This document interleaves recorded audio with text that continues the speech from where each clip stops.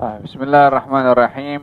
الحمد لله رب العالمين، والصلاة والسلام على أشرف المرسلين سيدنا محمد وعلى آله وصحبه أجمعين. أما بعد، نوينا التعلم والتعليم والتذكر والتذكير والنفع والانتفاع والإفادة والاستفادة والحث على التمسك بكتاب الله وسنة نبيه والدلالة إلى الخير والدعاء إلى الهدى ابتغاء مرضات الله وقربه وثوابه. آمين اللهم آمين.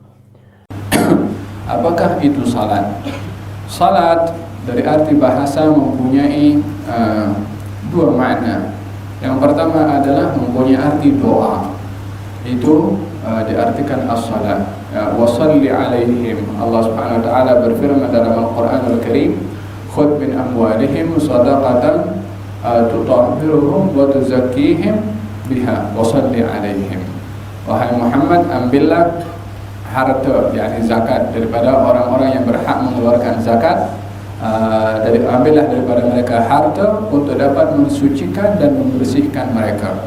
Kemudian wasalli alaihim, wasalli alaihim daripada kata salatun, salli alaihim, doakan kepada mereka. Yani siapa doakan, siapa yang diperintahkan untuk berdoa? Rasulullah SAW mendoakan kepada siapa? Kepada orang yang mengeluarkan az-zakat. Dengan doa apa? Semoga zakatnya diterima dan juga hartanya diberkati oleh Allah dan digantikan oleh Allah Subhanahu wa taala. Oleh karena demikian, adab seseorang itu bila mana menerima az-zakat, baik daripada amil zakat itu sendiri, adalah mendoakan kepada orang yang mengeluarkan zakat, semoga Allah menerima zakat kamu dan memberikan keberkatan kepada harta kamu. Nabi disuruh mendoakan, wasalli alaihim, doakan kepada mereka yang mengeluarkan az-zakat. Dan sebutan salli dalam Quran itu artinya adalah doa. Oleh karena demikian,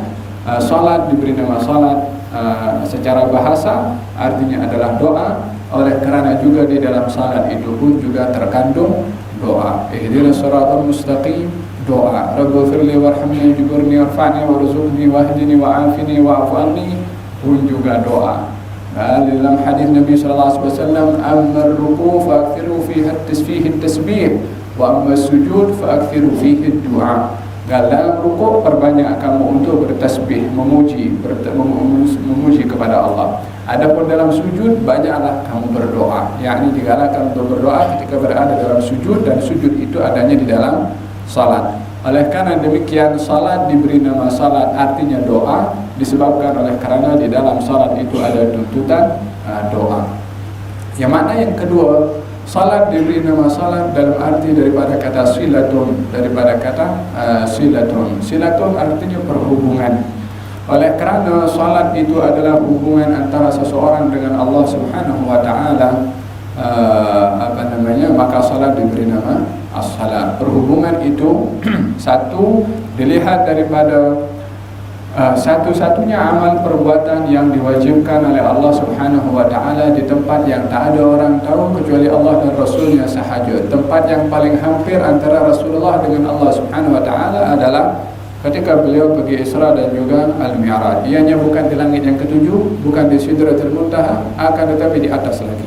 Tempat yang paling bersih, yang paling suci, yang tak pernah ada sampai ke situ malaikat ataupun para anbiya dan rasul, kecuali Nabi Muhammad sallallahu alaihi wasallam yang sampai di tempat itu untuk bertemu dengan Allah Subhanahu wa taala. Bertemu dengan Allah di situ bukan berarti Allah berada di sana. Oleh kerana Allah Subhanahu wa taala pernah menyuruh Nabi Musa untuk pergi ke Gunung Tur untuk berjumpa dengan Allah Subhanahu wa taala. Bukan bermakna Allah juga berada di Gunung Tur lepas itu pindah ke langit untuk berjumpa dengan Nabi Muhammad sallallahu alaihi wasallam. Akan tetapi Gunung Tur adalah tempat yang Allah pilih untuk Nabi Musa supaya bertemu dengan Allah di situ. Nabi Muhammad dipilih oleh Allah untuk berjumpa di tempat yang tertinggi dan juga tak seorang pun pernah sampai kepadanya, terpulang kepada Allah Subhanahu wa taala untuk memilih tempat perjumpaan di mana untuk berjumpa dengan Allah Subhanahu wa taala. Terpulang Allah nak tempatkan di mana. Oleh hada menunjukkan bagaimana perbezaan antara kedudukan Nabi Musa dengan Nabi Muhammad sallallahu alaihi wasallam ketika berjumpa dengan Allah Subhanahu wa taala. Perbezaannya adalah Nabi Musa minta untuk jumpa dengan Allah. Nabi Muhammad diminta untuk diajak berjumpa dengan Allah Subhanahu wa taala. Al-farqu bainal khatib wal makhtub. Perbezaannya antara orang yang khatib, yakni khatib itu yang meminta, yang meminang, dengan al-makhtub yang diminta atau dipinang. Hakada Nabi Musa mengatakan kepada Allah, ya Allah izinkan aku tengok kepada engkau. Kemudian Allah menjawab, innaka lan tarani, kau tak akan mungkin jumpa dengan tak boleh tengok kepada aku, walakin unzur ila al-jabal, tapi tengok kepada gunung, fa in istaqarra makanahu fa sawfa tarani, kalau dia gunung tepat berada tempatnya tak pecah, kau boleh tengok kepada aku. Maka Allah ketika tajalla, yani menzahirkan, maka pecahlah gunung itu, fa kharra Musa sa'iqa, maka Nabi Musa terus pingsan. Nabi Muhammad sallallahu alaihi wasallam dipanggil subhanalladzi asra bi'abdihi laylan minal masjidil haram ilal masjidil aqsa alladzi barakna haulahu linuriyahu min ayatina. Diperjalankannya pun kalau Nabi Musa ke Gunung Tur, Nabi Muhammad daripada Masjidil Haram tiba pergi Masjidil Aqsa, lepas tu pergi ke Sidratul Muntaha, naik ke atas lagi jumpa dengan Allah Subhanahu wa taala. Olehada Nabi Musa diperintahkan untuk di Gunung Tur, ikhla'na 'alaika fa innaka bil wadi al muqaddas tuwa, bukan kau punya selipar, sesungguhnya engkau berada di wadi muqaddas, yakni gunung atau lembah yang suci. Nabi Muhammad sallallahu alaihi wasallam tidak disuruh perintah dengan dia punya selipar, dengan naik buraq pergi sana terus naik ke atas dengan seliparnya lagi, bukan karena seliparnya, akan tetapi karena tuannya memakai selipar. Ghali Yusuf An-Nabhani mengatakan dalam bait syairnya mengatakan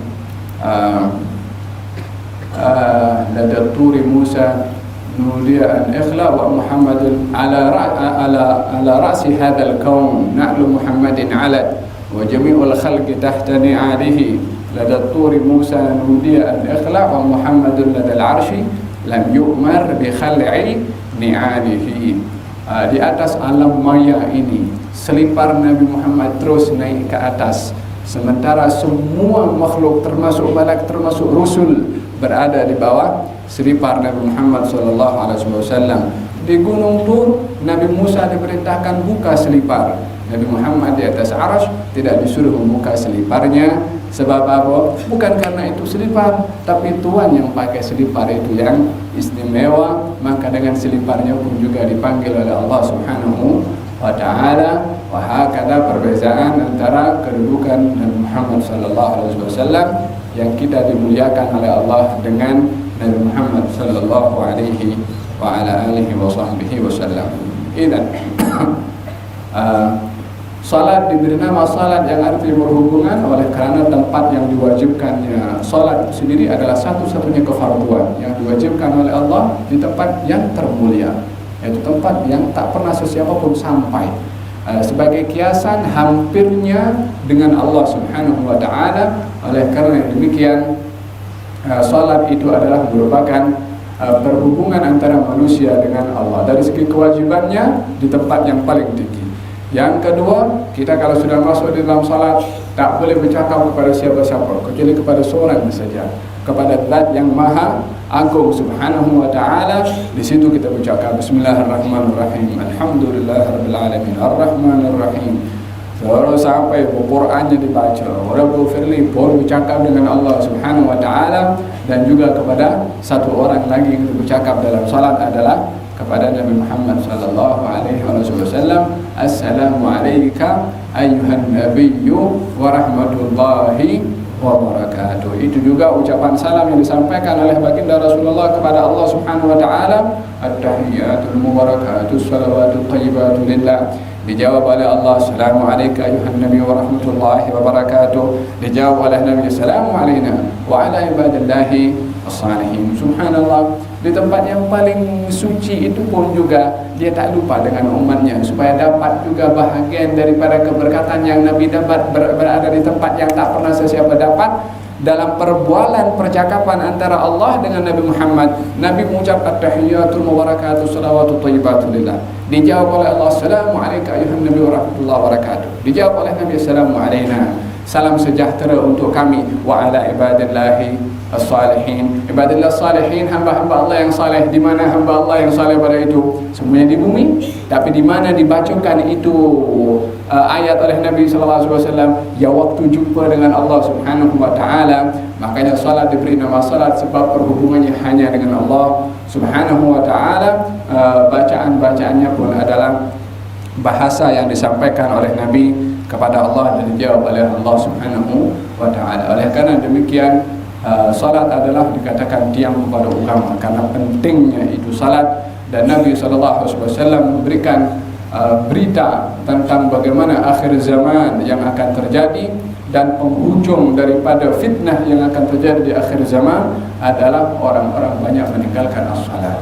Kata baginda Rasulullah, "Tatantahikanna ural islami urwatan awwaluhunna al-hukm wa akhiruhunna as-salat." Akan runtuh tiang agama ini satu demi satu. Yang pertama adalah kepemerintahan, yang last sekali adalah salat. Yang terakhir akan runtuh as-salat. Artinya bahwa setelah satu demi satu akan runtuh daripada kefarduan yang diwajibkan oleh Allah, yang terakhir sekali adalah salat. Dan ini adalah kalau sudah ditinggalkan as-salat, maka akan tunggu kehancuran kepada zaman itu bila mana orang-orang yang meninggalkan as-salat. Peratusan zaman kita sekarang antara orang yang salat dengan orang yang salat, yang tidak salat, banyak orang yang tidak melakukan salat dengan betul. Yang salat pun juga khusyuknya pun perlu untuk diperbaiki. Dan kita berada di akhir zaman di mana orang dalam salatnya yang tak salat ada, yang khusyuknya tak ada pun juga ada. Wa hakadha nas'alullah lana wa lakum ala afiyah. Semoga Allah melindungi kita. Salat yang kita ada ini walaupun tak khusyuk, moga-moga dengan azam kita untuk salat akan diterima oleh Allah Subhanahu wa taala. Sehingga dikatakan orang kalau pergi salat berjamaah, Allah pertama tengok hati imam. Imam tak khusyuk, tengok hati makmum. Kalau imam khusyuk, Allah terima kabul semua. Imam dengan makmum sekali. Imam tak khusyuk, tengok kepada makmum. Siapa makmum yang khusyuk? Satu makmum khusyuk, terima semua. Subhanallah. Ini Rabb Karim, Tuhan yang Maha Pemurah. Satu saja buat dapat di semua diterima. Ini fadilah salat daripada al-jamaah. Satu saja salat dapat fadilah al-jamaah. Terkadang yang tak khusyuk pun berkatnya yang khusyuk dapat juga diterima. Barakatul khasyi' yahsulul khusyuk 'alal kull. Satu orang khusyuk semua dapat diterima oleh Allah Subhanahu wa taala, keberkatan untuk salat berjamaah. Kalau Allah tengok hati imam tak khusyuk, makmum satu masjid tak khusyuk, dan ini merupakan akhir zaman. Kata Nabi sallallahu alaihi wasallam, akhir zaman nanti kamu akan masuk ke dalam masjid tak seorang pun khusyuk dalam salat. Hakala yaqul man la yantiqu 'anil hawa.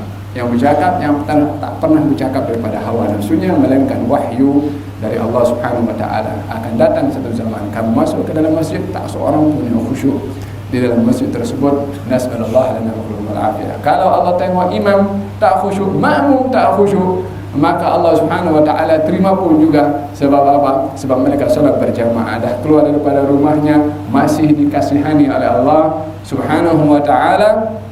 Wahakala sifat pemurahnya Allah Subhanahu wa ta'ala. Tak ada yang lebih pemurah daripada Allah, tak ada yang lebih sayang daripada Allah, tak ada yang punya sifat memberi lebih daripada Allah. Hanya kita diminta untuk mengetuk pintu. Man daggal bab fatah wa man fatah lahu dakhal. Siapa orang ketuk pintunya Allah akan dibuka. Kalau dibuka mesti diizinkan untuk masuk. Tapi kita perlu ketuk pintu. Kalau tak ketuk, tak ada orang yang buka pintu. Kena ketuk pintu Allah Subhanahu wa taala supaya dibuka. Kalau dibuka kita boleh masuk, insyaallah nadkhul fi hadratillah.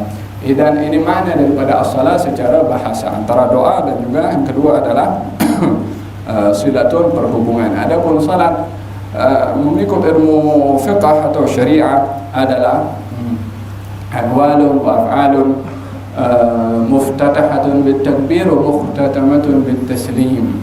Perkataan dan perbuatan yang dibuka dengan takbir, diakhiri dengan salam. Itu adalah definisi daripada as-salat.